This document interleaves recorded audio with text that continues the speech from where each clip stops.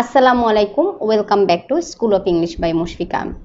আজকের লেসন থেকে আমরা পুট পুট এই ওয়ার্ডের কিছু ব্যবহার শিখব। চলো তাহলে ক্লাসটা শুরু করি।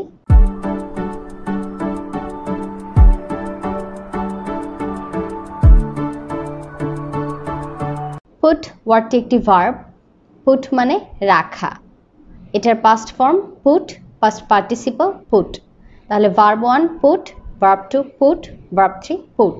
পুট এই ওয়ার্ডটি কিন্তু আমরা রাখা অর্থে বলি এবং শর্ট টার্ম বা অল্প সময়ের জন্য কোনো কিছু রাখা বলতেও আমরা পুট ওয়ার্ডটা ইউজ করি। পুটের তোমরা জানো আরেকটি সিনোনিম আছে বা সমার্থক শব্দ আছে, সেটা হলো কিপ। কিপ ওয়ার্ড থেকে পুট ওয়ার্ডের কিন্তু পার্থক্য আছে।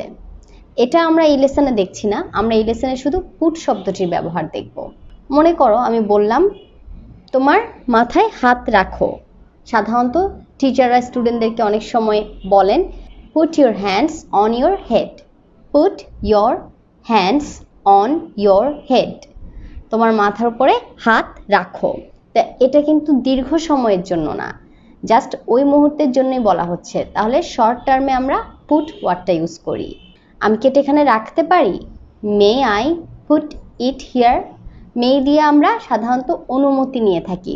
তাহলে may I put it here, আমি কি এটা এখানে রাখতে পারি? May I put the book here, আমি কি এখানে বইটি রাখতে পারি? May I put the book here. অনেক সময় আমরা বলি আমি তোমার মোবাইলটা এখানে রাখলাম বা তোমার কলমটা এখানে রাখলাম। এখানেও আমরা পুট ওয়ার্ডটা ইউজ করব। যেমন আমি তোমার ময়লা কাপড়গুলো ঝুড়িতে রেখেছি। ঝুড়িতে আমরা অনেক সময় ময়লা কাপড় রাখি ধোয়ার জন্য পরে। তো এটা যদি আমি বলি আমি তোমার ময়লা কাপড়গুলো ঝুড়িতে রেখেছি, এখানে বলবে I have put your dirty clothes in the basket. I have put your dirty clothes in the basket. I have এর পরে পুট, এটা কিন্তু মনে রাখবে ভার্বের থার্ড ফর্ম, যদিও একই পুট পুট পুট, কিন্তু আমরা হ্যাভের পরে ভার্বের পাস্ট পার্টিসিপল ইউজ করি। আমি রেখেছি I have put your dirty clothes, তোমার ময়লা কাপড়গুলো ইন দ্য বাস্কেট, ঝুড়িতে। সে থালাগুলো টেবিলের উপরে রেখেছে। এখানে কি বলবে? সে থালাগুলো টেবিলের উপর রেখেছে। He has put the dishes on the table. He has put the dishes on the table. আবার তুমি এরকমও বলতে পারো তুমি তোমার কোট গাড়িতে রাখতে পারো। You can put your coat in the car. You can put your coat in the car. আবার আমরা অনেক সময় দেখি যে নিজেরা কোনো বিশেষ পরিস্থিতিতে পড়ে গেলাম বা অন্য কাউকে বিশেষ পরিস্থিতিতে ফেলে দিচ্ছি, এই ক্ষেত্রেও পুট ওয়ার্ডটা ইউজ করা যায়।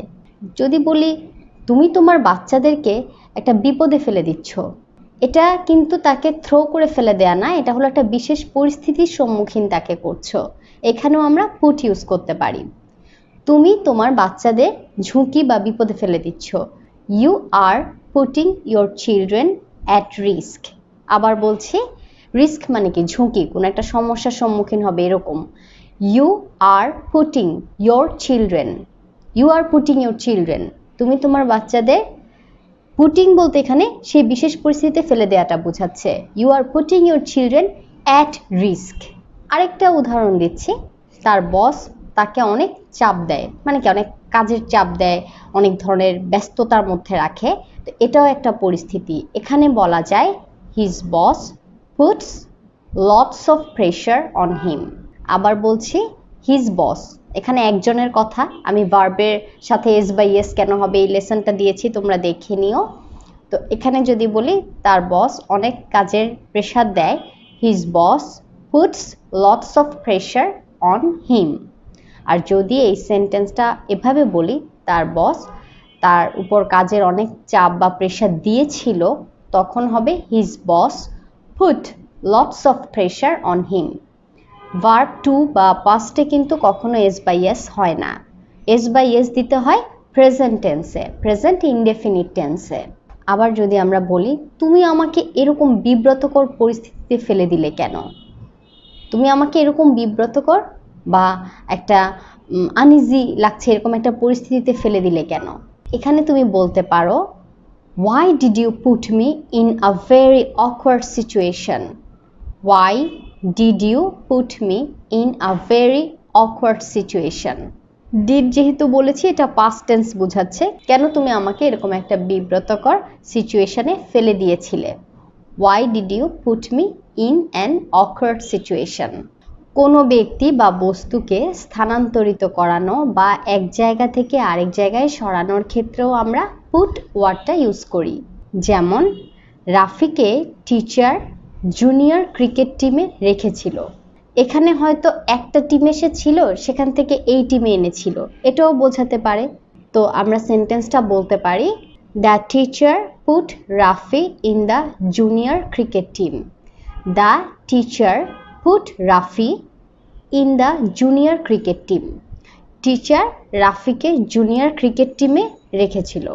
আবার যদি বলি, আমি কি এই রুমে চেয়ারগুলো রাখতে পারি? Can I put the chairs in this room? Can I put the chairs in this room? আমি কি এই রুমে চেয়ারগুলো রাখতে পারি? Can I put the pencil on this table? আমি কি টেবিলের উপরে এই পেন্সিলটা রাখতে পারি? তাহলে তোমরা এই লেসন থেকে পুট শব্দটির বিভিন্ন ব্যবহার দেখলে। অনেকেই জিজ্ঞাসা করেছো পুট এবং কিপ এই দুইটা ওয়ার্ডের মধ্যে পার্থক্য কি। এখানে একটু বলে দিচ্ছি, পুট বলতে কিন্তু তুমি খুব দীর্ঘ সময় সেফলি একটা জিনিস থাকবে এই অর্থে বোঝায় না, বরং পুট দিয়ে বোঝায় অল্প সময়ের জন্য কোনো কিছু স্থানান্তরিত করা বা রাখা। ইনশাল্লাহ পরবর্তীতে কিপ এবং পুটের সাথে একটা পার্থক্য দেখানোর ট্রাই করব। Thanks for watching this lesson. আসসালামু আলাইকুম।